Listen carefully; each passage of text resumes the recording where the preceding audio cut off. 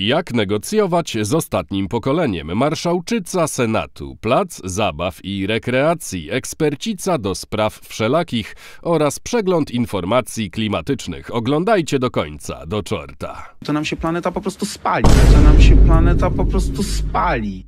O kur...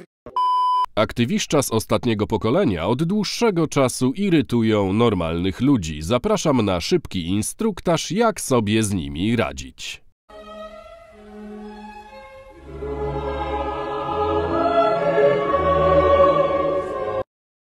I po problemie. A tymczasem pani Kidawa nie daje o sobie zapomnieć. Czy czuje pani wsparcie kolegów z PO i czy możemy mieć nadzieję, że da pani radę pokonać zwolenników PiS-u? Krystyna, pani Krystyna. Tak, czuję wsparcie i kolegów, i koleżanek z PiS-u, bo jesteśmy jedną drużyną i chcemy wygrać te wybory. Na panią Kidawę zawsze można liczyć, a ja wczoraj trafiłem na bardzo ciekawy plac zabaw i rekreacji. Sami zobaczcie. Bardzo ciekawa koncepcja. Pogratulować pomysłodawcy. A teraz pani Ekspercica wyjaśni, dlaczego ludzie głosują tak, a nie inaczej. Połowa społeczeństwa, która jest z PiS-em, nienawidzi establishmentu, nienawidzi inteligentów, nienawidzi tego, że Trzaskowski był za grzeczny. Przecież to się w pale nie mieści. Że zna 5 języków. Znaczy lepiej być upadłym chamem niż wykładowcą na przykład na jakimś uniwersytecie. Cóż za błyskotliwa i przenikliwa analiza. A na koniec przegląd informacji klimatycznych. Musicie to zobaczyć. Then, just a year later, you have probably one of the most famous predictions that have been made. USA Today, citing the former US Vice President, Mr. Al Gore, they wrote this, quote, "The Arctic Ocean may be nearly ice-free in the summer as early as 2014. And again, these predictions just kept snowballing, no pun intended. In summer of 2012, the Australian wrote this, quote, "Enjoy snow now. By 2020, it'll be gone." In July of 2013, you had The Guardian, quote, "Ice-free Arctic in 2 years heralds methane catastrophe, says a scientist." Then in August of 2017, you had the Sydney Morning Herald, quote, "Snowy retreat, climate change puts Australia's ski industry on a downhill slope." For the last one, by the way, the weather data shows that over in Australia, it's been snowing quite as usual in recent years. Then we get to January of 2018, and this was when a Forbes article, citing a Harvard University professor, wrote this, quote, "The chance that there will be any permanent ice left in the Arctic after the year 2022 is essentially zero." For your reference, even though the odds were against it, at this very moment, there's about 5.6 million square miles of Arctic sea ice.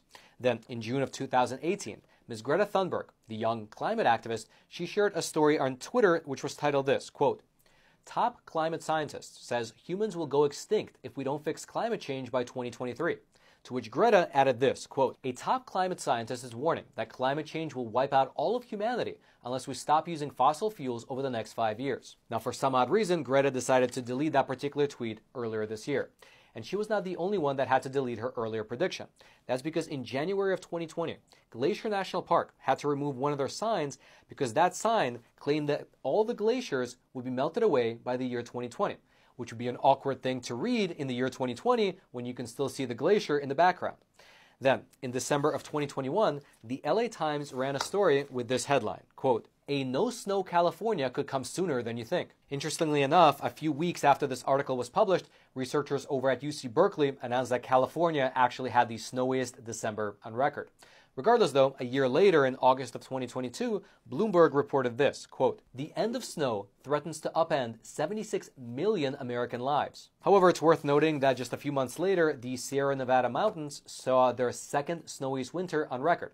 And then, of course, right now, right at this moment, California is getting blasted with a bomb cyclone with record levels of snow coming down quite literally as we speak. Which all brings us neatly back to the doomsday clock over in Union Square, which claims that we only have a few years left. And you know what? This time, they might be right. Like the boy who cried wolf too many times, well, this time, it might really be the end. However, in a more realistic assessment, after going through this entire list of 33 predictions which didn't quite pan out, it seems like these climate predictionists are shooting themselves in the foot.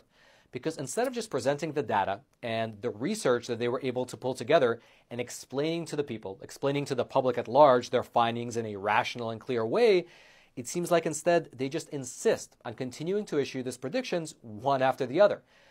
And these predictions, after they fail to materialize, well, they lead more and more people to trust these so-called climate scientists less and less.